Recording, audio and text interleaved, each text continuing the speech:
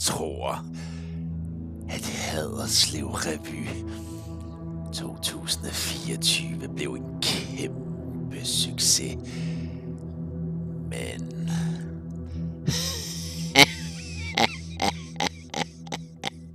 Kan du ikke lige dæmpe dig lidt? Jeg snakker sgu da i telefon.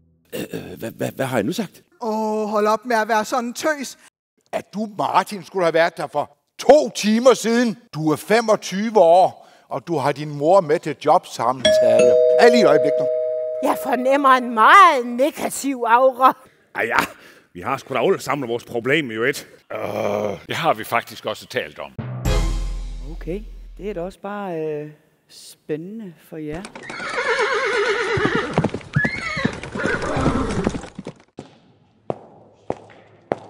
Jeg skal tisse. Vi kan i hvert fald ikke gøre det i skoletiden, fordi så får vi fravær. Jeg skal tisse nu. Det er krænkende. Pjat, det er da ikke krænkende.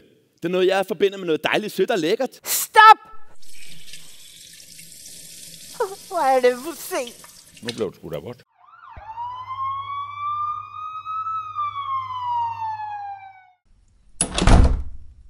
Jeg bliver lige nødt til at informere dig om, Per, at du har jo altså ikke pligt til at udtale dig. Skal vi ikke prøve at lade være med at kigge på, hvordan man gjorde i gamle dage? Jeg har det.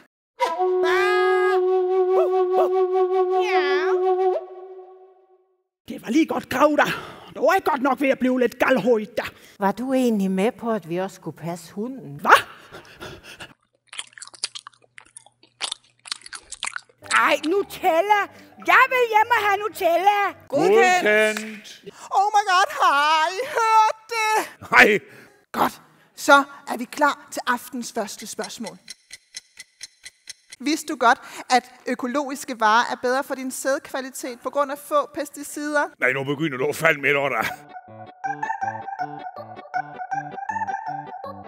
Hvad så med kvinderne? Det er diskriminerende. Advarsel. Indkommende kvinde. Der er ikke noget i mit hoved! Det betyder bonuspoint. Nej, hvad nu det for navn der?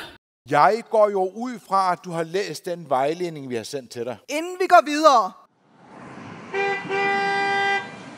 Jeg finder os ikke i en fiksikane.